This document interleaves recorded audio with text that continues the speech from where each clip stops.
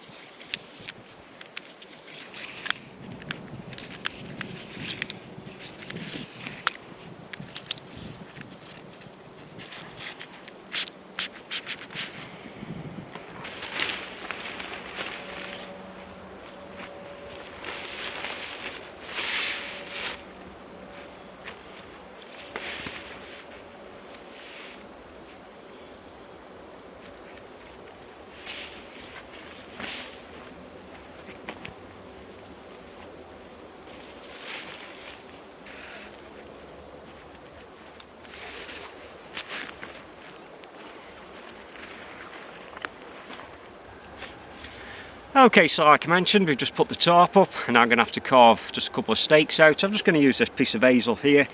Like I was saying, we're going to use just the Swede 88. And this knife I purchased around about 2 months ago, and it's made by a company called EKA. I will run through all the specs and everything in a moment. Like I was saying, just get this pegged out, and then we can talk more about the knife. So when it actually comes just to carving stakes, I'm certainly not going to teach you how to suck eggs. This seems to be the most classic way, and that's just by carving points at both ends and just splitting it down in the centre, and that's pretty much the stake carved out. So just starting off just with this one end, I don't need an overly sharp point on it. The ground is quite soft, and traditionally if I got an hatchet I would use an hatchet, or if I got my belt knife I would use my belt knife, but just for this I just wanted just to test out just what this knife's like. So that'll pretty much do just for one end there. Like I said, I'm not looking for anything too severe.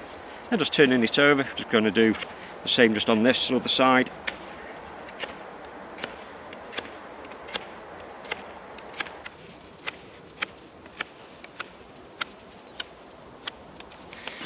Just something like that. And then when it comes to splitting the two, I'm just going to find the centre point, and then I'm just going to tube all the way around both sides.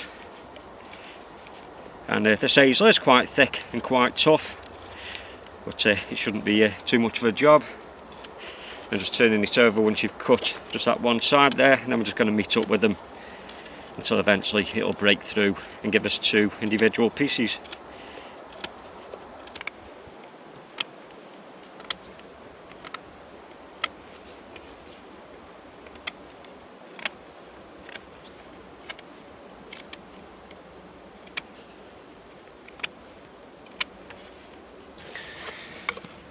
Just like so. So we've got the 2 points on one end, and then also just them rough ends, which now we can just round over and just crown just across the top.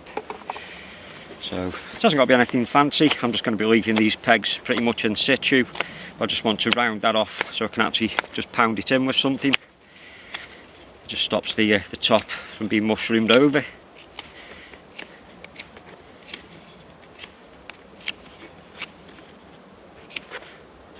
And just something like that should do. I'm just going to do the same to the other one.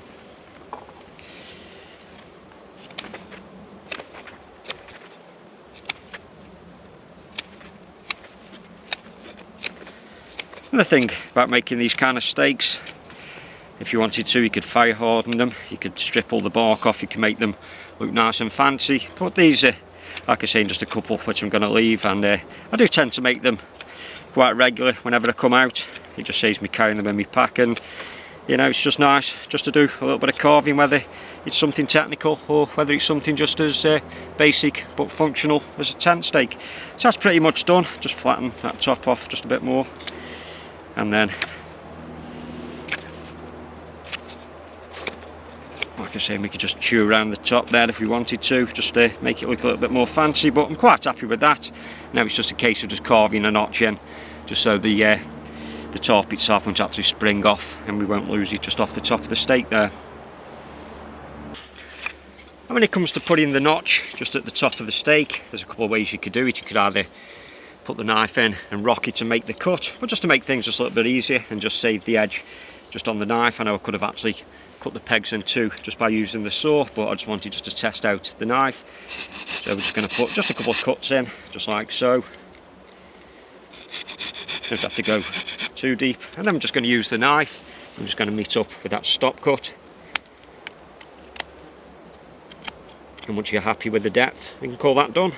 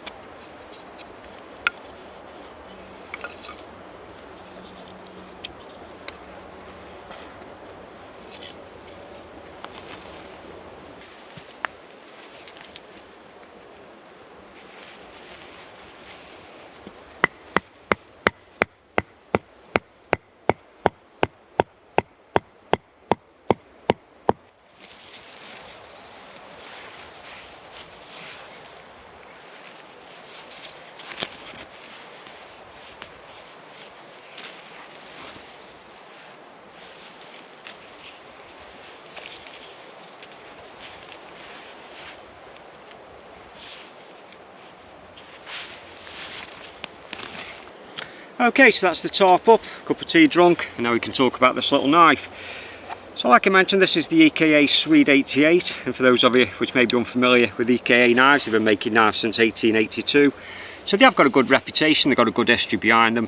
The majority of these knives also come with a good guarantee. I think this one's around about 10 years. And the cost of this knife is anywhere from £29 up to £72, but recently I have been looking on the websites and everything seems to be off price. So something like this now you can pick up for around about £35.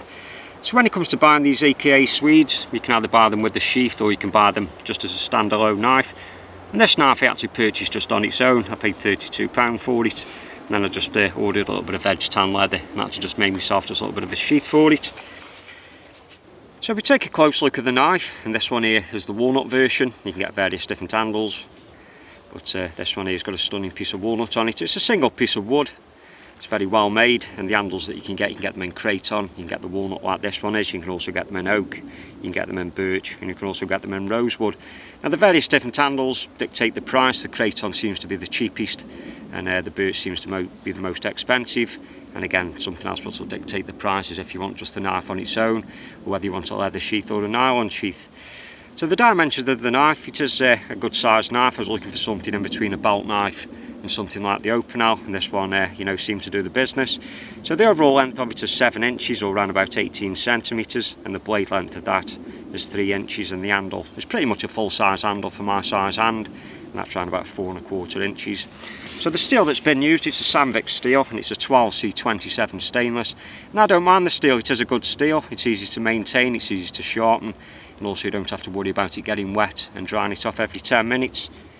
And if we just check out the thickness of the steel which has been used on the knife, it is quite a thin steel. That's going to keep the weight down, but it's also going to make it a good cutter. It's very similar to the little Opinel.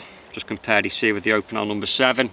The thickness of the steel is around about 1.7mm, so it's going to be perfect for food prep, cutting notches, cordage, that kind of thing. Pretty much any light tasks that you've got around camp, this knife is going to be perfect for.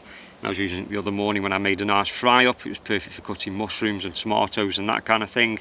Like I say, a real good slicer, and with it being stainless steel, you don't have to worry about drying it off every 10 minutes and protecting the steel. So the cutting edge on the knife, it's a Scandinavian ground, and it does come with a micro bevel.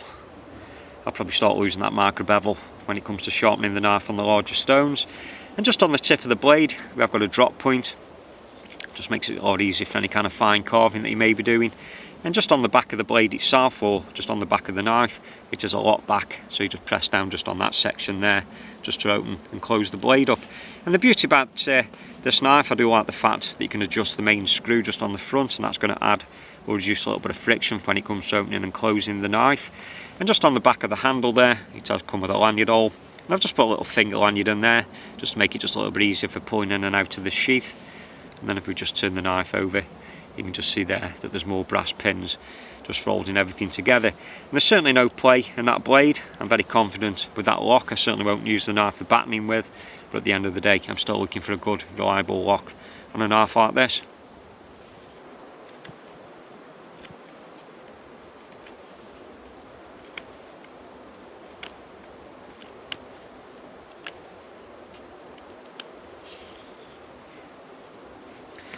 So one thing which I like to do, certainly when I buy a new knife, and that's carve out something which is referred to as a tri-stick. And it's basically just a stick with a series of notches in it. It just gets you used to using the knife itself, and it's also just keeps the skills going. So just on this little stick itself I've got a series of notches. I'll just pan the camera down just to show you a little bit closer.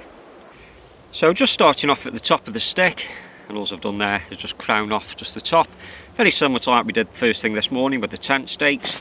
And then the little notch underneath there is the square notch, and then the number 7 notch again, the notch which we did on the tent stakes. But probably one of the most useful notches which I carve, and that's the pot hanger notch. Again, I'm just going to show you how to carve one of those. I've got a little bit of room on the bottom of the stick there. And then just underneath that is the V notch. So if it is that I'm going to be tying any kind of cordage, I'll perhaps do one on the other side there, and it just allows the cordage just to bind just around something like a stick like this a little bit easier. And then just at the bottom we just carved just a hole straight through the wood, and again just having a little bit of a drop point just on the front of the knife there. It allows just that point just to get inside that hole there and just carve away any materials. And the beauty about being able to carve holes into the wood, it just means if you're going to make any kind of joints, perhaps you're making a pack frame or something like that, it just means then you can marry that up with another piece of wood and make a good secure joint. So like I said, I'm just going to carve out a quick pot hanger notch. For those of you which may have never seen one done before, or perhaps you're just starting off in bushcraft, you will find this a very useful notch. So the first thing that we want to do is just cut just an X in the wood. Now again, you can either use the knife or you could use a saw. So just for this we're just going to use the knife. I'm just going to figure out where we're going to position the notch just on the stick here. So we're just going to rock just the knife backwards and forwards. I'm just going to cut just an X just in the wood like so. Just trying to make sure that both of them cuts as even as possible. And then once you've cut your X into the wood like that, you've got a choice then. You can either make that part the beak or you can make the other section the beak.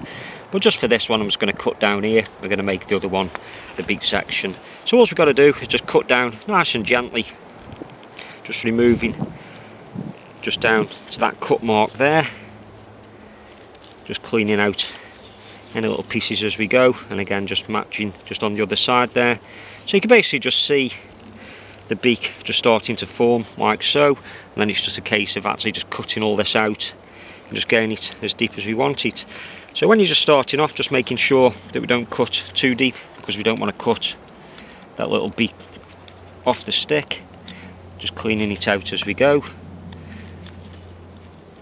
and then once you've got some kind of depth you can just confidently then just carve just a little bit deeper, just cleaning material away as we go into the notch.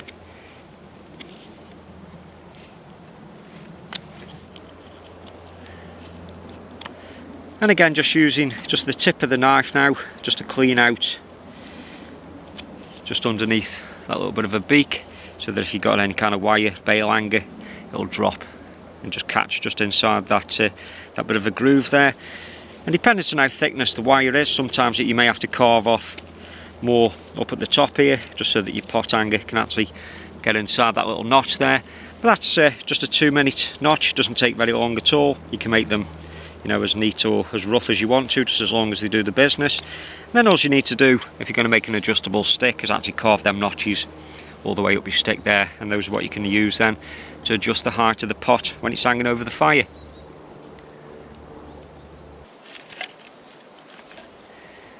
Okay, so before we just finish off with the video, I thought I'd quickly just run through the items which I've been using to maintain the knife, whether that's the steel and also the wood. So like I was saying, it's a stainless steel knife, so we haven't had to worry too much about rust or using it in the rain or using it around water. But when it comes to sharpening the knife, I've been using just one of these little sharpeners, and this is the CC4 by Fulton Evan. I was never a huge fan of the DC4, but the CC4s, you know, I'm very impressed with. So ceramic on one side and ceramic on the other. So that's what I've been using to hone the knife. When it actually comes to applying any kind of oil, I've been using the good old faithful Ballistol. Again, it's food safe, it's very clean. It does smell a little bit pungent, but at the end of the day, you can use it on the metal, you can use it on the wood, and you can also use it on the leather.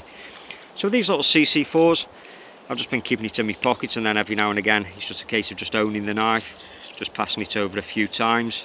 And this ceramic side does own the edge really well, and the knife itself is razor sharp. But like I say, when it comes to cleaning the knife or perhaps applying any kind of oil, I've just been taking out one of these little Ballistol pens, and again I can use that just on the metal itself. If I wanted to protect the wood, I could just put it on the wood. And with this stainless steel, not being marine grade stainless, if it was I was down on the coast using these kind of knives, then that would be the kind of oil which I'd use to protect the steel with, to stop it from pitting and stop any kind of tarnishing. But also that Ballistol is just cleaning off any residue from the wood. Like I said, it's also going to protect the wooden handle. It's basically just a one-stop oil really, it does pretty much everything. And if you wanted to, you just put it just on the inside of the workings just to make sure that the knife itself doesn't seize up.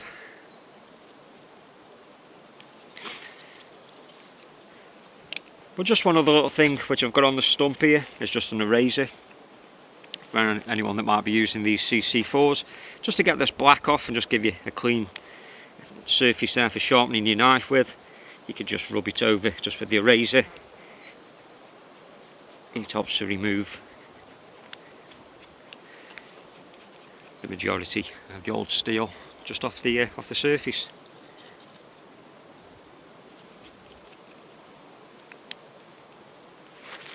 So there we have it guys, just a quick look at the Swede 88 by EKA, an absolutely awesome knife. Certainly if it is that you're looking for something a little bit smaller than your belt knife and perhaps something a little bit bigger than an opinel.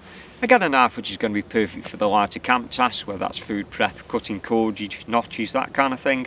In my opinion, worth every penny. I will leave all the links in the description box. Like I was saying, there's all the different formats you can buy it, all the different handle choices. You can either buy it with a nylon sheath or a leather sheath. So like always guys, it just leaves me to say thanks a lot for you stopping by and watching the video, like always. Until next time, you take care, and I'll see you again.